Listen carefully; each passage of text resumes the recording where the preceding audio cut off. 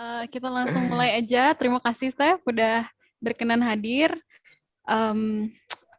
Selamat datang di Empire Code Indonesia Show Podcast. Podcast yang akan mengajak kamu dan kita semua untuk ngobrol hal-hal menarik seputar pentingnya teknologi, literasi digital, dan computer science education di Indonesia. Akan rilis setiap minggu dan menghadirkan pembicara tamu dari berbagai latar belakang, mulai dari teknopreneur, pengusaha, pendidik, spesialis pendidikan, dan masih banyak lagi.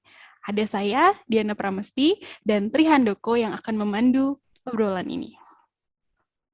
Hari ini hadir bersama kami di sini ada Stefani Saputra, SOO dan founder dari My EduSolve.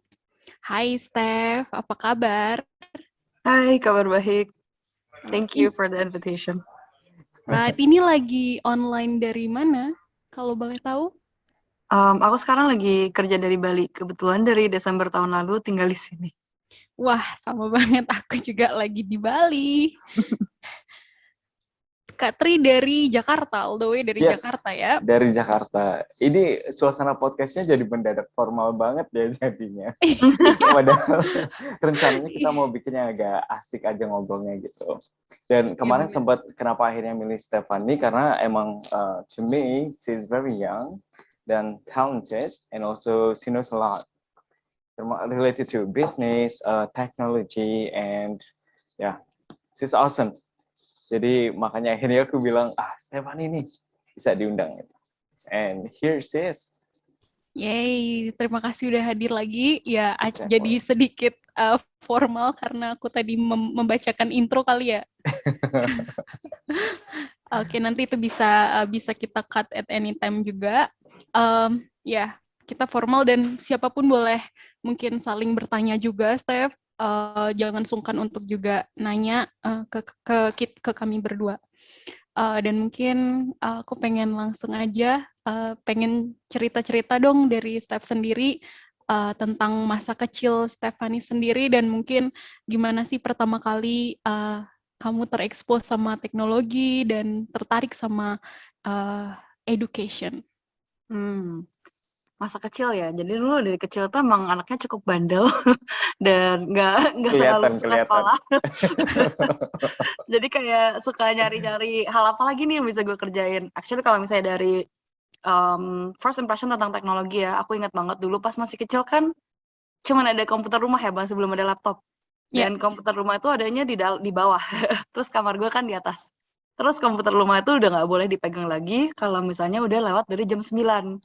Jadi gue bakal pura-pura tidur dulu nih jam 9, udah tutup selimut, terus gitu gue bakal memikirkan cara untuk bisa ke bawah gitu kan. Terus ya udah, pokoknya kalau gue udah merasa kayaknya orang tua gue udah tidur nih di atas, jadi gue bakal turun ke bawah pelan-pelan, nyalain modem, dulu masih ada modem nggak ada wifi, jadi nyalain si modemnya, nyalain komputernya.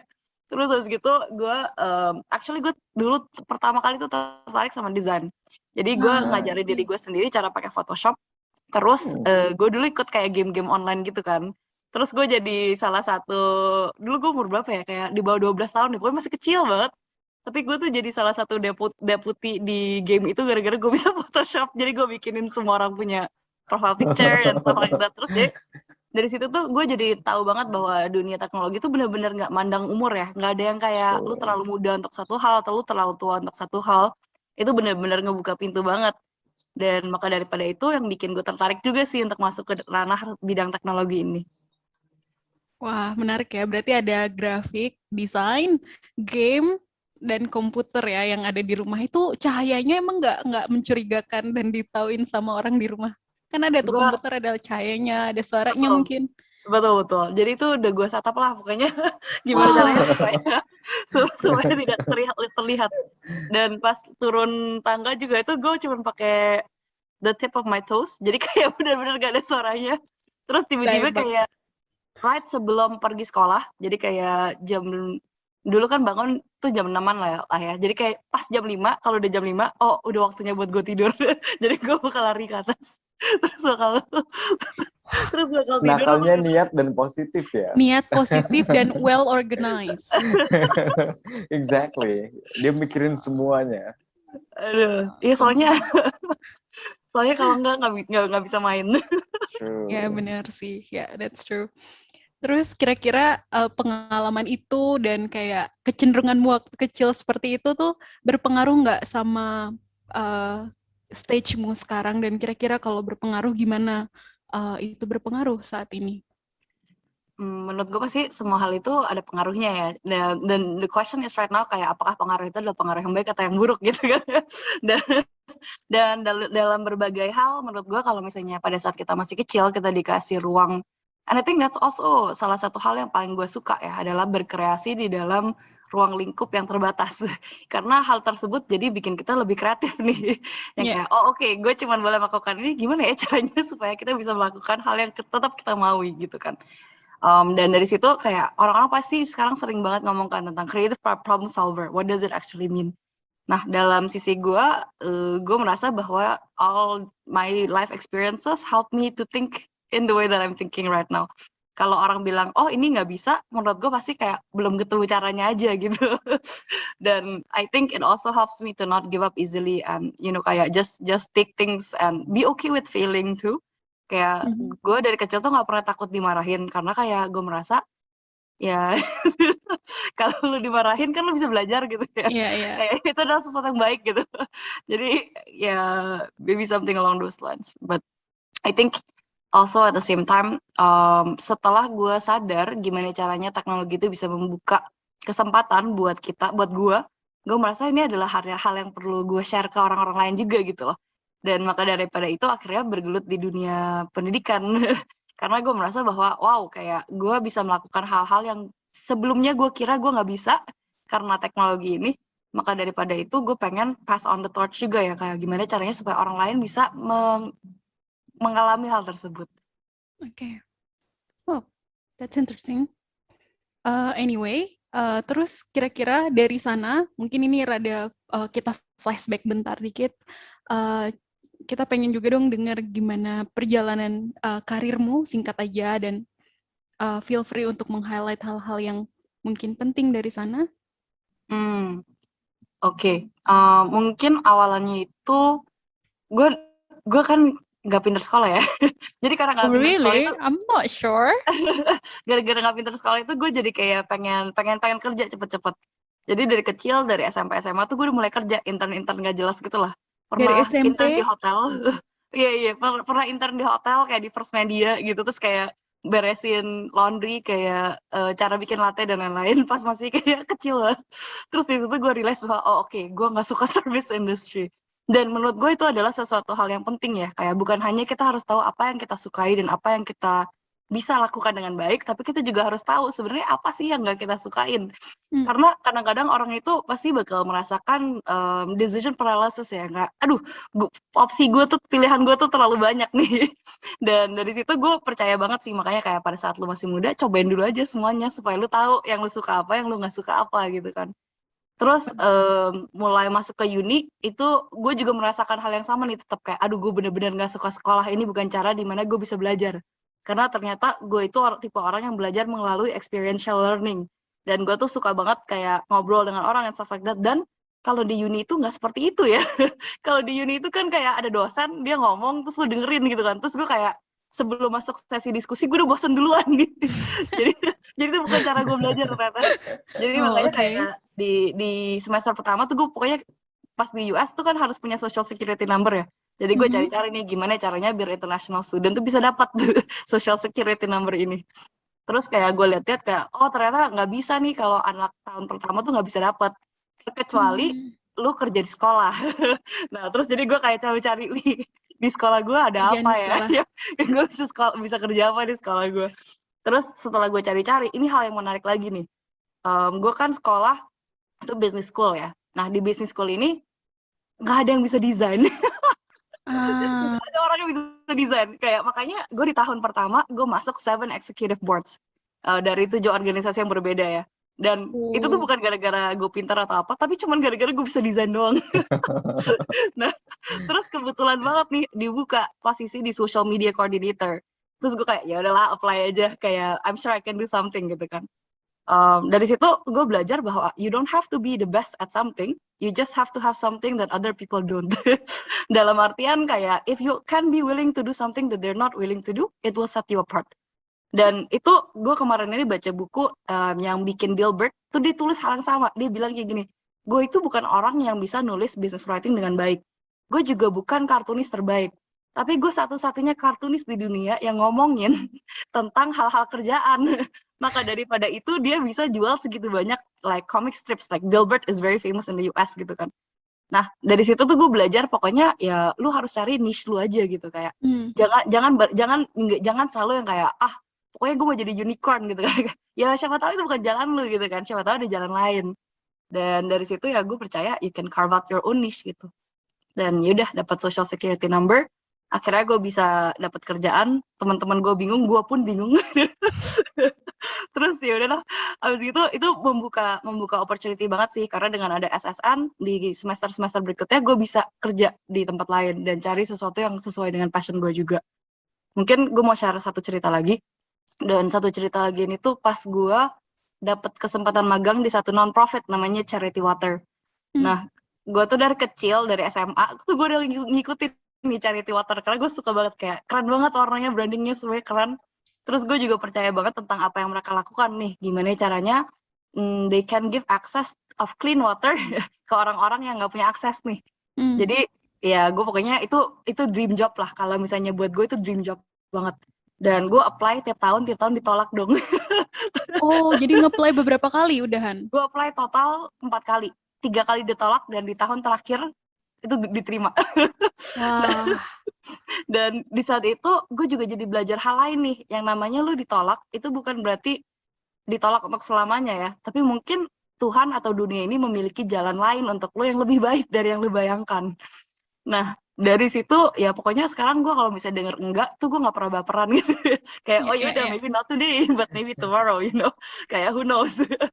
Dan iya, jadi kayak gitu sih. Nah, di situ gue juga belajar satu filosofi tentang bisnis yang bikin gue that shifted my perspective lah tentang gimana caranya membangun sebuah bisnis. Pas ngobrol sama si Scott Harrison yang foundernya Charity Water ini, dia tuh bilang kayak gini, sukses buat gue adalah kalau misalkan kita itu bisa run ourselves out of business. Kan gue bingung ya, kayak ini pebisnis apa sih yang mau dirinya itu jadi irrelevan gitu kan.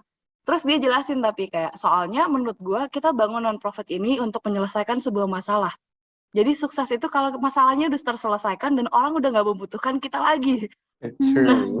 Itu jadi gue benar-benar mikir dong yang kayak, oh benar juga ya, kayak kita itu harusnya menyelesaikan sebuah masalah, bukan membuat masalah ini lebih besar supaya orang membutuhkan kita. Gitu.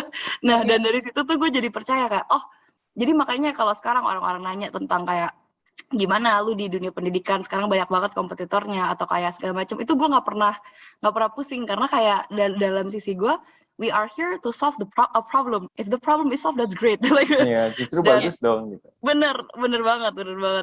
Dan maka daripada itu, gue ya sekarang senang-senang aja gitu. Daripada stres gitu kan, mikirin kayak, aduh, ini kompetitor gue makin banyak. Exactly. Iya. Dan sebetulnya kita nggak pernah kehabisan masalah anyway, selalu ada, dan if we can see that, ya selalu ada yang bisa dikerjain. Tapi ini jadi menarik nih, di satu sisi Stefan ini sangat punya yang namanya learner's character. Nah, kalau di dunia pendidikan itu kita butuh yang namanya learner's character yang sebenarnya bisa belajar dari hal apapun. Jadi kalau misalnya kita balik ke filosofi tentang pendidikan itu nggak selalu tentang sekolah, right? Biasa pendidikan itu tentang hal-hal yang justru di luar sekolah kita bisa dapatnya. Nah, Stefani ternyata banyak belajar dari sana, hal-hal yang terjadi justru di luar sekolah itu sendiri. Dan tadi sempat dengar juga tentang Stefan ini ngomongin beberapa hal yang menyangkut skills yang memang dibutuhin gitu. Jadi nggak perlu fokus ke banyak skills yang akhirnya nggak tahu kita sebenarnya bagus di yang mana. Kalau punya satu skill yang benar-benar advance di hal itu, dan lo bisa implementasiin, lo akan jadi seseorang yang juga punya standing point gitu. Jadinya dimanapun lo berada, selama lo punya skill yang itu yang menonjol banget, lo akan tetap diperhitungkan. Right? Nah, Steph, dari semua filosofi yang Stephanie punya, malah aku tertarik sebenarnya dengan si bisnisnya itu sendiri. People say that business is all about money. What do you think about that? I mean, makanya gue suka banget ya dengan model social enterprise. Karena dalam satu sisi, Dan menurut gue semua bisnis itu pada akhirnya akan jadi social enterprise. Dalam artian dengan kita mengembangkan atau membuat dunia ini dengan lebih baik, pasti it will pay off gitu. That's why I really believe in the triple bottom line kan, people, profit, and planet. Gimana caranya supaya kita bisa membangun sebuah bisnis yang bukan hanya bagus untuk diri kita sendiri, tapi juga bagus untuk orang lain dan bagus untuk dunia. Dan tapi gue juga percaya bahwa uang itu penting di dalam bisnis. Karena kita nggak mungkin bisa melakukan hal-hal yang mau kita lakukan tanpa uang. Kayak misalnya nih, kita mau bilang ya kayak dulu nih sebelum pandemik ya kayak oke, kita mau expand nih di luar Jawa. Tapi buying power-nya semuanya ada di Jawa. Nah, gimana caranya kita bisa program yang sama bagusnya, sama kualitasnya di luar Jawa dengan harga yang lebih murah? Pasti kita harus membuat uangnya di Jawa dulu nih. True. Dan dalam artian kayak gitu, tapi kayak gimana ya? At the end of the day, I believe that money is not everything. Karena di mana saat kita dan throughout this pandemic gue juga jadi belajar banyak ya. Pada saat dimana gue benar-benar mikirin tentang uang, bisnis gue nggak jalan sama sekali. Tapi pada saat gue kayak, ya nggak apa-apa, gue percaya kalau gue melakukan hal yang baik dan gue membantu orang dan gue membangun program yang baik, uangnya akan datang. Beneran datang loh. Dan benar, fokus on the purpose ya berarti. Benar. When you're focusing on the purpose, the rest Will follow. Yes, correct. Yeah, true. Wow. That's very insightful. Tapi ya seru lah. Ya benar seru sih. Dan aku jadi kepikiran kayak ketika tadi Steph bilang ketika mikirin money malahan nggak dapet gitu loh. That's ya benar-benar jadi ya sebenarnya apa sih yang mau dicari. I think it's really important to do that as well. Anyway, tentang perjalananmu, terima kasih udah cerita soal karirmu, perjalanannya dan hal-hal yang kamu pelajarin in between that experience, dan sampai saat ini sekarang kamu jadi co-founder dan SOO dari My EduSolve. Menurutmu apakah capaianmu yang paling signifikan, can we say that it's in technopreneur field ya, ketika kamu menjadi seorang technopreneur sampai sekarang? Menurut gue pencapaian gue yang paling signifikan ya agak susah karena menurut gue belum mencapai apa-apa yang signifikan. Tapi mungkin gue bisa share kayak di mana gue berasa bahwa I'm doing the right thing atau kayak gue berasa di mana gue ada di jalur yang tepat. Dan gue berasa gue ada di jalur yang mungkin gue backstory sedikit lagi ya. Kayak banyak sekali waktu di mana orang-orang itu mengucilkan gue karena ya itulah kayak maksudnya kayak sering banget hampir nggak naik kelas tuh sering banget dan kayak dikeluarin sekolah tuh juga sering banget karena social judgment ya, dikucilkan karena social judgment. Bener kayak ini anak mah bikin masalah doang gitu kan. Dan caramu belajar yang berbeda dari mereka. Bener. Nah tapi di semua saat itu, pada saat dimana semua orang itu nggak ada yang percaya gue atau nggak percaya kayak itu gue tipe-tipe anak yang misalnya nih, kalau misalnya gue udah bikin PR tapi ketinggalan, terus gue bilang nih PR gue ketinggalan, gak ada yang bakal percaya. Gara-gara gara-gara kayak lu mah pasti bohong aja gitu. Pokoknya kayak gitu lah ya, tipe-tipe anak yang kayak gitu. Tapi walaupun kayak gitu, ada 2 guru yang benar-benar ngubah cara gue ngelihat diri gue sendiri. Dan mereka itu, they were able to believe in me before I could even believe in myself. Dan they gave me the power and they empowered me to be the person that I am today. Yang pertama itu, she held me to the same standard that she holds everyone else. Jadi kalau misalnya orang lain itu udah kayak memberikan gue standar yang sangat rendah, orang ini tuh nggak nerima gitu.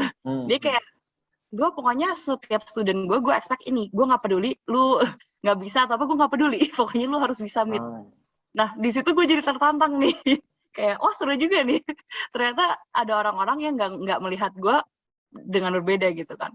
Terus yang satu lagi, dia itu ngajarin gue kalau gue harus bisa bertarung untuk diri gue sendiri. Yang kayak, ya udahlah lu nggak usah dapat nilai bagus-bagus, tapi lu mau main basket kan? Ya udah lu pokoknya butuh at least passing rate untuk bisa main basket gitu. Nah balik lagi ke pertanyaan tadi, di mana saat gue merasa gue di jalan yang benar, itu pada saat gue bisa memberikan kesempatan yang sama untuk orang-orang lain. Dalam artian, when I can believe in people, when they cannot believe in themselves, I think that is, what I'm here to do. Dalam artian, salah satu program yang kita lagi jalanin sekarang itu kan dengan Kampus Merdeka ya. Dan di situ gue sering banget denger sharing-sharing dari anak-anak gitu yang kayak mimpi gue itu untuk jadi guru, dan untuk jadi guru itu gue berasa gue tuh harus bisa melakukan hal ini dan hal itu, dan gue butuh kredensial. Dan mereka merasa bahwa dengan mengikuti program kita mereka jadi lebih siap, dan mereka juga jadi lebih antusias nih untuk bisa mengerjakan apa yang mereka mau kerjakan dan mengejar mimpi mereka. So ya, hal-hal seperti itu sih yang bikin gue berasa bahwa oh, I'm on the right path and this is the track that I want to be in gitu. Yang bikin kita lebih semangat lagi kan. Bener. Steph, 2 pertanyaan. Yang pertama short question. Pernah stres atau enggak? Sering dong. Gimana cara Stephanie manage stresnya gitu? Jadi ada beberapa mental model atau framework ya.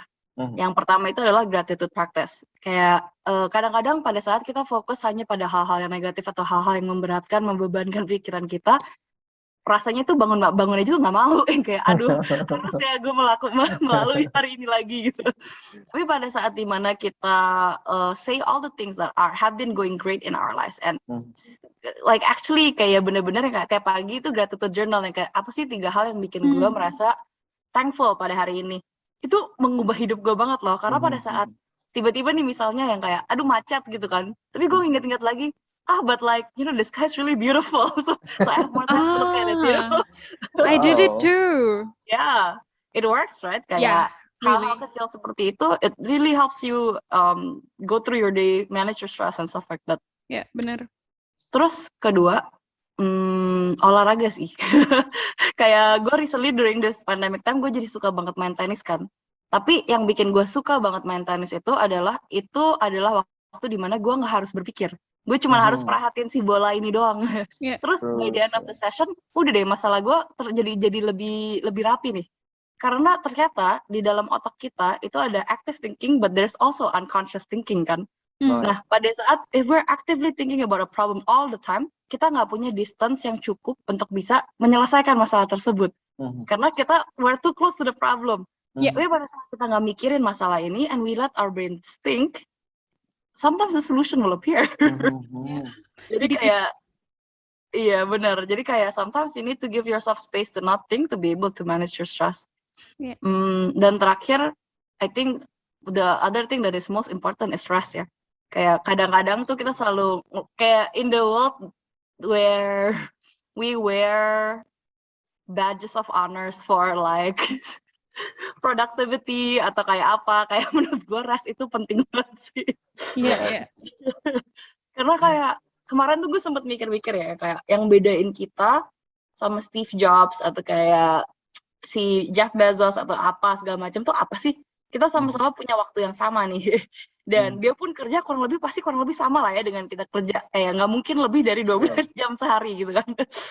Terus kayak yang bedain tuh apa? Dan terus habis itu gue pikir-pikir, it's the quality of thinking that they're doing.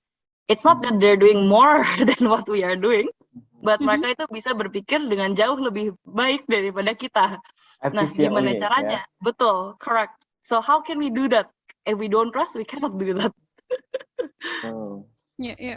How about you, Mas Doki? How do you deal with stress? Waduh. Ini abis ini akan jadi podcastku ya, Diana.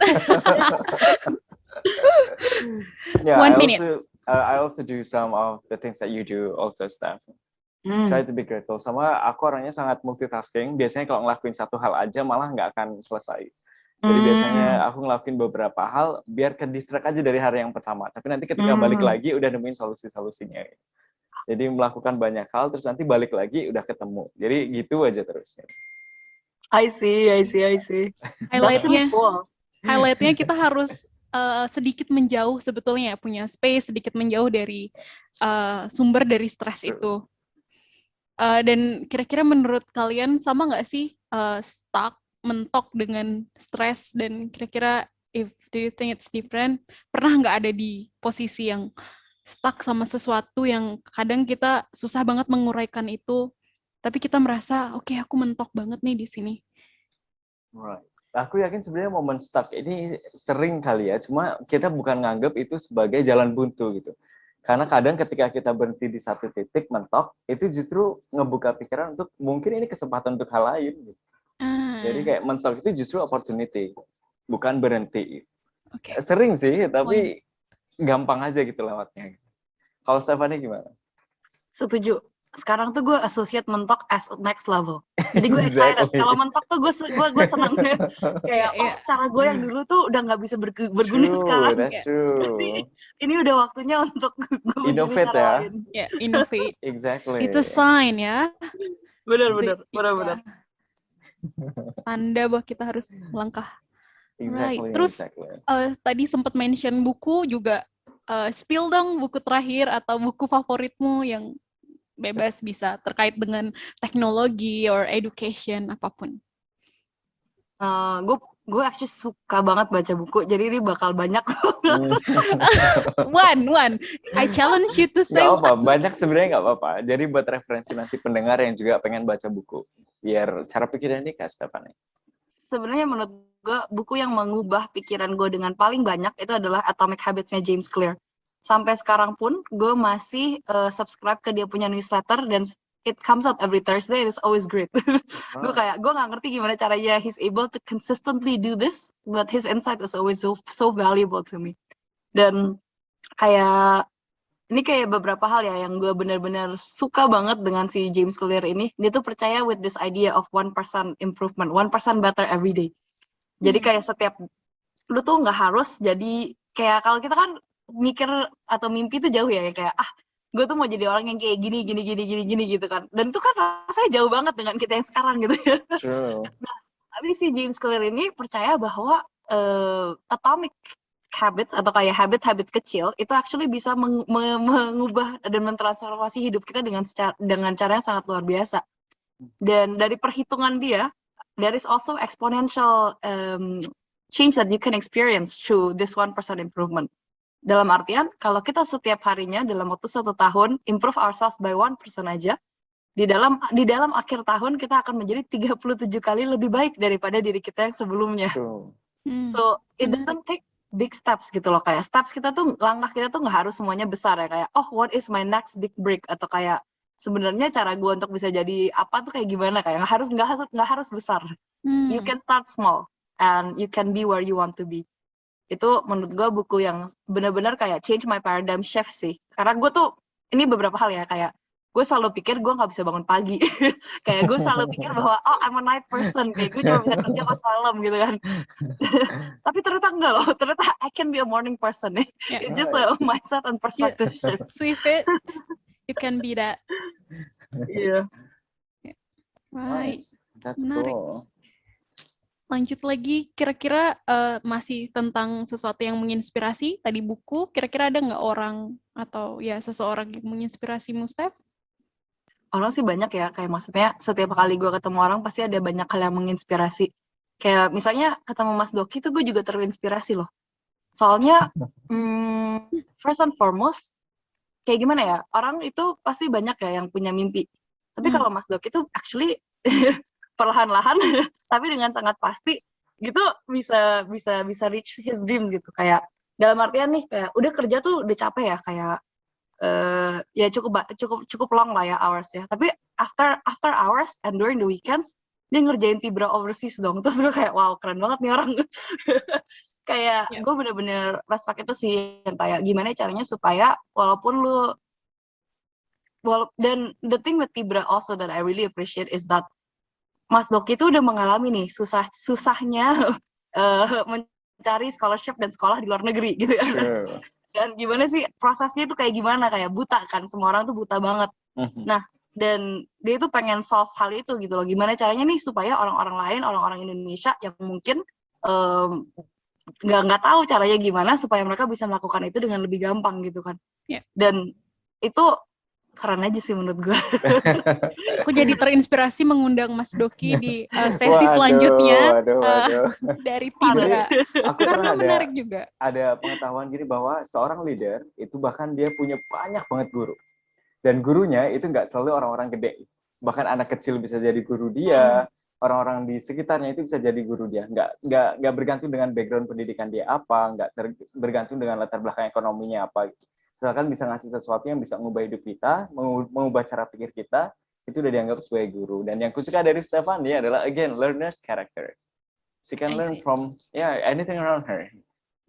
Dan sebetulnya Dan sebetulnya ngobrol sama kalian berdua hari ini, aku jadi kepikiran bahwa untuk punya learners karakter itu menurutku privilege sih, karena nggak semua orang bisa punya karakter itu dan mentality itu bisa ketemu poin belajarnya di suatu event yang dalam hidup event kita tuh nggak selalu bagus, kadang ya kita nggak selalu mengalami hal-hal baik dan ketika kita masih bisa belajar dari sana, that impressive dan menurutku nggak semua orang bisa itu dan I think it's really special to have that dan in both of you like Yes, exactly. Bahkan ketika ada orang yang dalam hidupnya itu cobaan terus isinya, belum tentu dia juga akan jadi orang yang benar. Jadi kalau misalnya dia nggak bisa belajar dari cobaan yang pernah dia alamin, dia nggak akan jadi apa-apa. Nah, yang bagus adalah orang yang banyak cobaan dan dia belajar dari cobaan-cobaan yang pernah dia alami. Terus terakhirnya baru dia jadi seseorang. Wah, menarik. Stephanie. Menarik, Steph. Thank you. Thank you. Nah, ya balik lagi tadi kita udah banyak sekali cerita soal inspirasi dan segala hal. Kira-kira di stage ini dengan kesibukanmu sekarang, apa kira-kira tantangan nih yang dihadapi, apalagi bisnismu kan terkait dengan teknologi, education, dan di Indonesia khususnya, tantangan apa kira-kira yang kamu sering lewati atau yang baru aja? Tantangan sih pasti banyak ya. I can say yes. Mungkin kalau misalnya recently beberapa hal yang lagi kita pikirin itu adalah gimana sih caranya supaya kita bisa mengembangkan quality education ya, kayak soalnya kalau sekarang quality education a lot of the times it has to be very one-on-one. Kayak it has to be through mentorship, it has to be very customized. Tapi drawback-nya adalah it's going to be very expensive. Karena waktu orang atau waktu seorang master mentor itu pasti sangat mahal gitu kan. Jadi sekarang permasalahannya adalah atau challenge-nya adalah how can we keep the quality but make it affordable. Gimana caranya supaya kita bisa melakukan hal ini. Terus kedua, di saat sekarang kita dipaksa nih untuk semua orang kita harus belajar melalui online. Nah, online ini menarik karena kita jadi bisa reach out to so many other people. Tapi yang menjadi tantangan adalah gimana caranya supaya kita tahu gimana caranya kita bisa ambil baseline measurement nih. Kayak sebenarnya yang dia butuhin itu apa? Karena yang namanya beginner class atau 101 class itu beda-beda banget nih sebenarnya. 101 class yang di Jakarta would be very different dari 101 class di luar dari situ. Jadi gimana caranya we can do baseline measurement yang baik, gimana caranya kita bisa melakukan impact attribution yang lebih baik. Dalam artian nih, kayak orang masuk ke program kita sebenarnya what is the positive impact atau what is the positive attribution that we can actually say. Mereka itu seperti ini karena program kita gitu kan. Nah, and then also at the end, the other part is like how do we scale that impact? Kayak I know it's a tricky question kan, tapi kayak gimana caranya kalau kita udah yakin nih program yang kita bangun ini benar, dan kalau misalnya orang-orang yang sedang melakukan program kita atau mendapatkan sertifikasi kita itu udah di jalan yang benar, gimana caranya kita bisa provide ke lebih banyak orang lagi. Tapi ya itu, maintaining the quality, maintaining the affordability and all the other stuff as well. Iya. Ya mungkin kalau tantangan di seputar pekerjaan seperti itu. Right, so Steph, sebenarnya kan waktu kita udah mau habis nih, kayak udah tinggal sedikit banget. Aku mau dengar sebenarnya pesan-pesan untuk dari Stephanie untuk anak-anak muda di luar sana, yang mereka lagi mau mulai bisnisnya atau mereka lagi mau ngembangin dirinya supaya menjadi manusia yang ya lebih benar lah.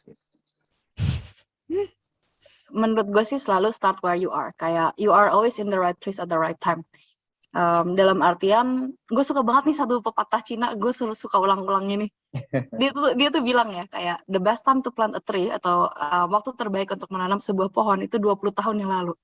Tapi waktu kedua terbaik adalah sekarang. Dan menurut gue itu kita bisa aplikasikan itu ke semua hal gitu ya. True. Kan misalnya nih kayak kemarin itu ada bilang ada gue pernah dengar ada teman gue tuh bilang, aduh coba ya. Kayak 50 tahun yang lalu kita beli tanah di Senayan pas masih murah. Terus gue kayak, ya nggak bisa gitu juga dong. Yang kita punya adalah sekarang gitu. Bener. Jadi kayak itu sih, kayak gimana caranya supaya we can live in the present and we can deal with things in the now. Karena kayak memang at the end of the day we are really in the best time at the right place in the right time. Ya. Dan kalau kita percaya hal itu, ya kita bisa move forward gitu. Dan kalau misalnya enggak, akan susah gitu kan. Ya. Dan pokoknya kalau misalnya lu ketemu masalah atau apapun itu, nggak apa-apa, kayak jalanin aja, berproses aja gitu. Kayak yang namanya proses orang-orang tuh beda-beda. Yang kayak kalau misalnya lu ngerasa kayak, aduh kok orang lain udah di sini tapi gue masih di sini, kayak ya nggak apa-apa, kan itu proses lu gitu ya. Jadi ya focus on yourself, like focus on your strengths, like surround yourself with people who inspires you also, because it makes a difference. Ada satu metafor lagi yang temen gue share pada saat kita masih SMA, dan dia bilang kayak gini, kita itu harusnya jadi seperti lilin di sebuah kue ulang tahun. Terus gue kayak, maksud lo apa, ini abstrak banget gitu. Terus dia tuh bilang kayak gini, iya kayak, nah kalau lu jadi lilin di kue ulang tahun, kalau ada satu yang mati, pasti ada lilin lain yang bisa ngidupin nih. Dan kalau ada yang mati, bisa dihidupin lagi. Dan kita itu harus surround ourselves dengan orang-orang yang seperti itu. Dimana saat kita patah semangat, atau kita nggak tahu kita mau kemana, ada orang-orang yang bisa membangkitkan api yang kita ngasih lagi. positive spiritnya ke Bener. kita gitu. Karena kayak, I think kita itu selalu dipaksa kayak, oh you have to be kayak self-made, atau kayak, you know, kayak apa, kayak sendiri gitu kan. Sedangkan Padahal you don't have to. Bener, kayak ngapain susah-susah sendiri kalau lu bisa bareng-bareng dan kayak share the burden gitu kan. Ya, impact-nya juga lebih besar bareng-bareng. True. Permasalahannya adalah memilih teman-teman yang ada di sekitar kita ini yang agak susah. Iya. Betul. Jadi harus pandai juga. There are a lot of toxic people, makanya harus hati-hati. Benar. Yeah, but it's worth it. If you find your crew, it's worth it. Yeah. True. That's true. Ya, ada banyak sekali pertanyaan, tapi boleh nggak aku satu terakhir pertanyaan buat Steph? Kira-kira mungkin ngelihat lagi ke belakang dan Steph sekarang di sini, menurutmu penting nggak sih nih Steph kalau anak-anak sekarang atau anak-anak kecil terpapar sama teknologi dari mereka masih kecil? Terpapar tuh apa ya artinya? Sorry, bahasa Maksudnya, Indonesia gue kurang bagus. Terekspos teknologi. Like you do. Menurut gue kayak suka atau tidak, teknologi itu akan jadi bagian yang sangat integral nih di hidup kita. Pertanyaannya sekarang adalah, are we going to use it for us or against us gitu. Dan menurut gue kalau kita nggak tahu musuh kita itu siapa, atau mereka kayak gimana dan lain-lain, ya kita nggak akan bisa membuat strategi nih supaya si teknologi ini nggak memperbudak kita gitu kan. Jadi menurut gue penting banget untuk kita berkenalan dengan teknologi, penting banget untuk kita ngerti, apalagi secara fundamental konsep ya, teknologi kita tuh sebenarnya apa. Dalam artian, dulu beberapa tahun yang lalu, semua orang dengar artificial intelligence itu udah takut duluan. Ya kayak, aduh, we're going to be taken over by the machines. Ya kayak, this is going to be like Animal Farm or 1984 or you know kayak some apocalyptic dream gitu kan. Tapi kayak sebenarnya if we find out what actually artificial intelligence is doing, kayak the core concepts of it itu seperti apa, actually there's a lot of applications di mana itu bisa membantu kita and helps civilization as a whole gitu kan. Jadi yang penting adalah pertama jangan takut, dan kedua break it down to its most fundamental core concepts. Karena dengan seperti itu kita akan tahu sebenarnya ini bisa dipakai buat apa dan sebenarnya hal-hal apa yang perlu kita perhatikan pada saat kita membangun sesuatu. Ya. Sih penting juga ya, bener, kepikiran teknologi itu seperti kesannya yang doktrin yang masuk kesannya tuh kayak wah dia benda yang harus kita lawan gitu, padahal sebetulnya ketika kamu bilang break it into small concept, itu jadi masuk digital literasi juga yang penting banget ketika mereka masih kecil, mereka tahu itu. Right, thank you Steph. That's all my question. That maybe later after that I can ask to you personally. Lagi ngobrol kayak gini, when we are in the same frequency itu kayaknya pengen aja terus ngobrol. But yes, Stephanie is busy guys, so we can continue the podcast. Thank you so much untuk Stephanie yang udah ngeluangin waktunya untuk hadir bareng sama kita hari ini di The Empire Code Indonesia Show. Ya banyak banget pesan yang udah kita dapat dari podcastnya, buat dari perbincangan kita tadi. Buat teman-teman di luar sana yang mau dengar podcast-podcast selanjutnya dengan pembicara-pembicara lain yang juga keren, nggak kalah kerennya dengan Stephanie, nanti bisa ikutin podcast kita yang selanjutnya gitu. Alright, thank you semuanya, thank you Steph. Silakan melanjutkan aktivitasnya, if any.